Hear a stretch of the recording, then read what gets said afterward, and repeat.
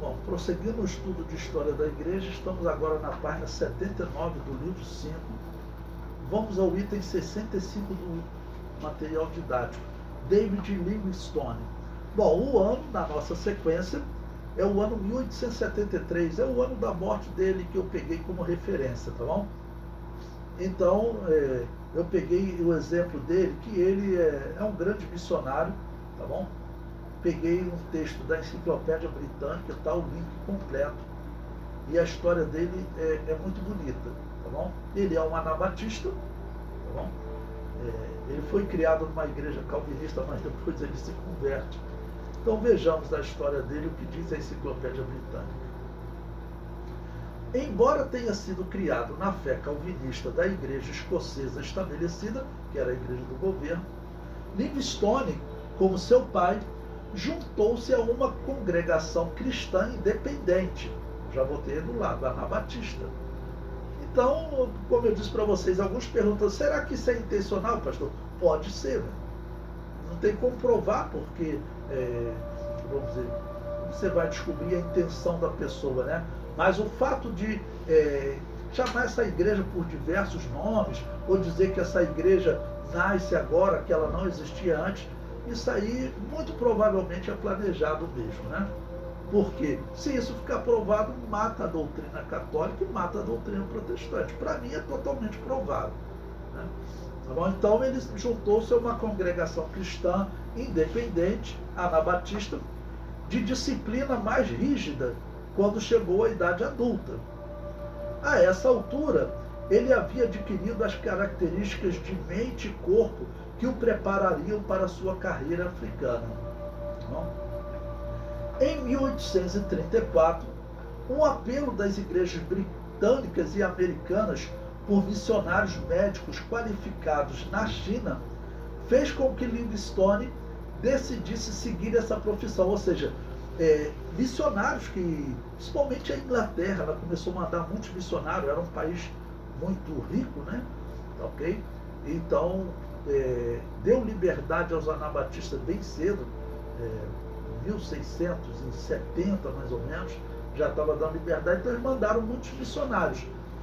E o que os missionários começaram a mandar mensagem de volta? Dizendo, olha, nós precisamos de médico.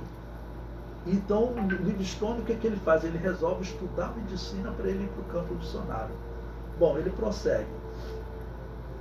Para se preparar, continuando a trabalhar meio período na fábrica, ele estudou grego, teologia e medicina por 2 anos em Glasgow. Em 1838, ele foi aceito pela London Missionary Society, né, um órgão de missões. Okay? A primeira das guerras do ópio que ocorreu na China, entre a Inglaterra e a China, né? Essa história aqui é até interessante vocês verem o que foi essa guerra do ópio. A Inglaterra, ela proibia o uso do ópio. Vocês sabem que o ópio é uma droga pesada, né? Ok? Mas ela exportava, vendia ópio para a China e ganhava muito dinheiro. Só que aquilo dava um prejuízo tão grande para a China que o indivíduo começa a usar drogas, daqui a pouco ele não consegue trabalhar, daqui a pouco começa a roubar, né? E o imperador chinês proibiu a venda de ópio. O que a Inglaterra fez? A Inglaterra atacou, e a Inglaterra, na época, era talvez a maior potência, os Estados Unidos depois vai passar, na Segunda Guerra Mundial que os Estados Unidos passam a Inglaterra, né? A Inglaterra atacou a China e o imperador, ele teve que desfazer a lei e permitir que a Inglaterra vendesse ópio. Olha que absurdo, né? Tá bom? Então, a primeira das guerras do ópio, da Inglaterra contra a China, acabou com seus sonhos de ir para a China. Mas um encontro com Robert Moffat, o notável missionário escocês no sul da África, o convenceu de que a África deveria ser sua esfera de serviço. Em 20 de novembro de 1840, foi ordenado missionário. Ele partiu para a África do Sul. No final do ano, ele chegou à cidade do Cabo, em 14 de março de 1841. Da missão de Moffat em Curumã, Na fronteira do Cabo, que Livingstone alcançou em 31 de julho de 1841, ele logo empurrou sua busca por convertidos para o norte, para um país inexplorado, onde a população era considerada mais numerosa. Então pensa, irmãos, ele está indo evangelizar a África. Até leão vai atacar o homem. Então o homem que ele tem uma história bonita, é um anabatista que tem uma história bonita. Normalmente os livros nem falam isso, tá bom? Mas eu peguei esse historiador aqui porque ele fala claramente que ele largou a igreja estatal, que era calvinista, presbiteriana, né, também como é chamada, e associou-se a uma igreja independente livre. Era o nome que eles davam às igrejas anabatistas. Ou seja, ele aceitou Jesus como Salvador. Foi isso que aconteceu. Se converteu. O historiador prossegue. Isso atendeu ao seu propósito de espalhar o evangelho por meio de agentes nativos. Vocês sabem que até hoje nas missões estão usando muito isso. Você quer evangelizar um país da África? Se você mandar um missionário do Brasil para a África, você vai gastar um dinheiro, não sei, 5 mil dólares por mês. Eu estou falando esse número porque eu vi missionários, no caso era para a Albânia, né? E o gasto era cerca de 5 mil dólares por mês. Agora, se você chegar lá nesse país da África, chegar para um africano que aceitou Jesus, ok? Falar, você quer trabalhar como missionário, preparar essa pessoa, né? Certamente o custo é muito menor. Isso é comprovado, as agências de missões fazem isso. E ele já estava fazendo isso. Estavam convertendo cristãos e usando dinheiro que vinha, né, para missionários, utilizando esses agentes nativos que ele chamou. A leitura prossegue. No verão de 1842, ele já havia ido mais ao norte do que qualquer outro europeu para o difícil país do Kalahari e se familiarizou com as línguas e culturas locais. Porque você chega num local desse, para você se comunicar é difícil. Tá bom? Sua coragem foi dramaticamente testada em 1844, quando durante uma viagem a Mabotsa para estabelecer uma estação missionária, ele foi atacado por um leão. Em uma famosa declaração em 1853, ele deixou claro seu propósito: abrirei um caminho para o interior ou perecerei. Irmãos, agora a gente começa a estudar histórias de missionários, muitos missionários anabatistas, que muitos escrevem livros, nem contam que são anabatistas, alguns chamam até de protestantes, tá bom? Mas na verdade não era. Livingstone não era protestante. A história declara que ele largou a igreja protestante e se converteu numa igreja anabatista. Porque se você vai num culto, seja presbiteriano, luterano, anglicano, metodista, o homem pode ter até um discurso decorado lá. Inclusive eu já vi metodistas, eles ainda leem um sermão. Você conseguir ler um sermão o tempo todo sem trazer uma mensagem para o povo. Aí entrava numa igreja anabatista, pentecostal, que estava sendo perseguida e consegue um momento de liberdade. Ele fala, esse aqui é o paraíso, isso é o verdadeiro cristianismo. Tá bom? Então essa frase dele é muito bonita, né? Abrirei um caminho para o interior, perecerei. Ou seja, eu posso até morrer aqui, mas eu tenho que levar o evangelho para essas pessoas. Em 11 de novembro de 1853, de Limiante, ele está dando nome de cidade lá na África, né?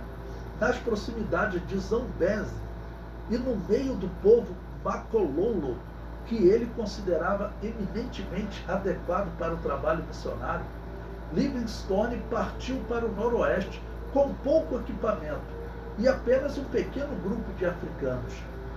Em 1852, os Boeres destruíram sua casa em Colombengue e atacaram seus amigos africanos.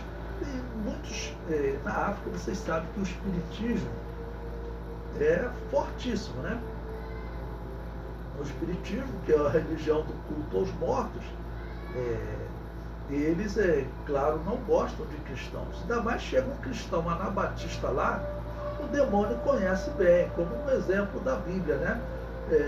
conheço, sei quem é Paulo, Jesus, conheço, mas vocês não. E o demônio deu uma surra, né, naqueles indivíduos que se passavam por cristãos. Então, o demônio conhece. Então, eles acabaram destruindo a casa dele. O historiador prossegue. Após uma árdua jornada que poderia ter destruído a constituição de um homem inferior, Livingstone chegou a Luanda, na costa oeste, em 31 de maio de 1854, a fim de tomar seus seguidores Makololo de volta para casa e realizar novas explorações do Zambeze, assim que a sua saúde o permitiu. A 20 de setembro de 1854, iniciou a viagem de regresso. Ele chegou a Liniante quase um ano depois, em 11 de setembro de 1855. Uma pausa aqui para falar para você, né? Você veja o projeto dele, você viver, tá bom? Vamos dizer, num país de uma pobreza extrema, onde não tinha médico. Ele vai ser muito útil para a população, vai usar isso para evangelizar. E para ele chegar num determinado local, durava um ano. Normalmente era navegando por rios, né? Às vezes você andar por terra, corria o perigo como um leão que atacou ele, tá bom? Então nós estamos vendo como o trabalho desse homem foi trabalho lindo, né? E prossegue. Continuando para o leste, em 3 de novembro, Livingstone explorou as regiões do Zambeze e chegou a Quelimane, em Moçambique, em 20 de maio de 1856, ou seja, no ano seguinte. Sua visita mais espetacular nessa última etapa de sua grande jornada foi para o Água Trovejantes e Fumegantes do Zambeze, onde chegou em 16 de novembro de 1855. E com típico patriotismo, nomeado Vitória Falls, depois de sua rainha. Livingstone voltou para a Inglaterra em 9 de dezembro de 1856, um herói nacional. Livingstone registrou suas realizações de forma modesta, mas eficaz, em sua obra Viagem Missionária e Pesquisa na África do Sul, publicada em 1857, que rapidamente vendeu mais de 70 mil exemplares e ocupou seu lugar na história editorial, bem como na história da exploração e do esforço missionário. Então está o link completo aí da página da Enciclopédia Britânica, ok?